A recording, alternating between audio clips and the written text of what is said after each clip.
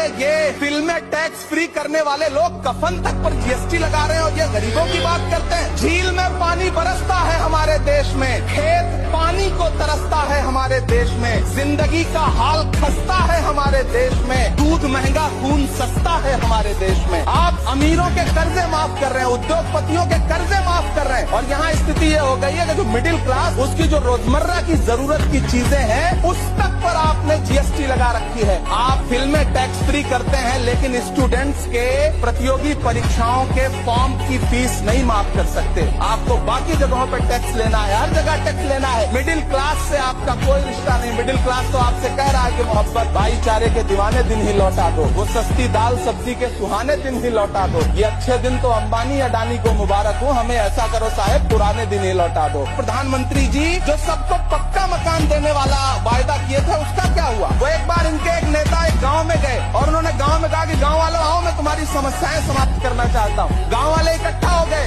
नेताजी ने गांव वालों से कहा बताओ तुम्हारी 2 समस्याएं बताओ, मैं दोनों समस्याओं का यहीं पे समाधान करूंगा। तो गांव वालों ने कहा साहब हमारी पहली समस्या है कि हमारे यहाँ कोई हॉस्पिटल नहीं है। तो नेताजी ने मोबाइल निकाला, कहीं फोन मिलाया और मिला के फोन पे पता नहीं क्या कुछ कहा कि यहाँ गाँव में हॉस्पिटल नहीं है, हॉस्पिटल तुरंत यहाँ हॉस्पिटल चाहिए। गाँव वाले खुश हो गए कि 1 मिनट में यहाँ हॉस्पिटल आ रहा है। अगली समस्या के बारे में उन्होंने नेताजी ने गाँव वालों से कहा कि मैंने आपकी पहली समस्या समाप्त कर दी, दूसरी समस्या बताओ। तो गाँव वालों ने कहा साहब इस गाँव में कोई भी मोबाइल का नेटवर्क ही नहीं है।